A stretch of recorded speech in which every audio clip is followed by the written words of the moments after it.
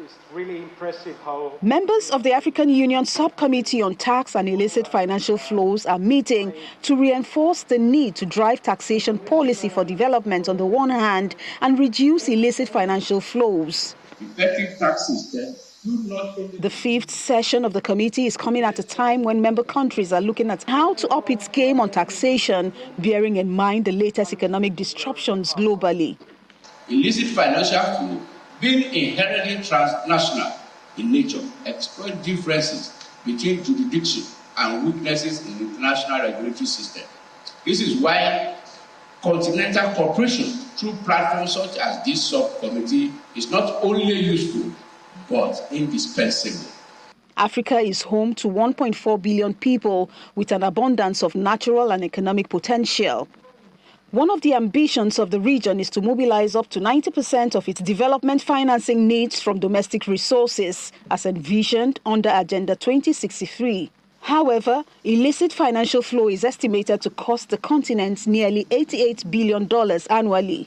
We have a very uncertain and a very worrisome global context. But within that context, there is the case for domestic resource mobilization.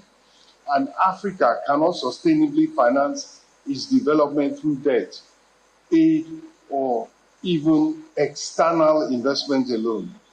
Recent statistics from the African Union shows that tax to GDP ratio for countries on the continent are rising. There is a call, however, for the few not doing so well in terms of tax and illicit financial flows to sit up. There is still a need to focus on execution, which includes investing in data systems and verification, strengthening administrative capacity of tax authorities, plugging the gaps for illicit financial flows. Policy design and implementation is still way below our potential, and so we need to think harder, work smarter, not just to sustain this light growth, but to accelerate it.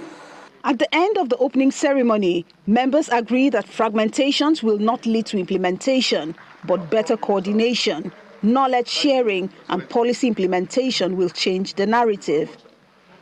Sarah Chimugu, Channels Television News.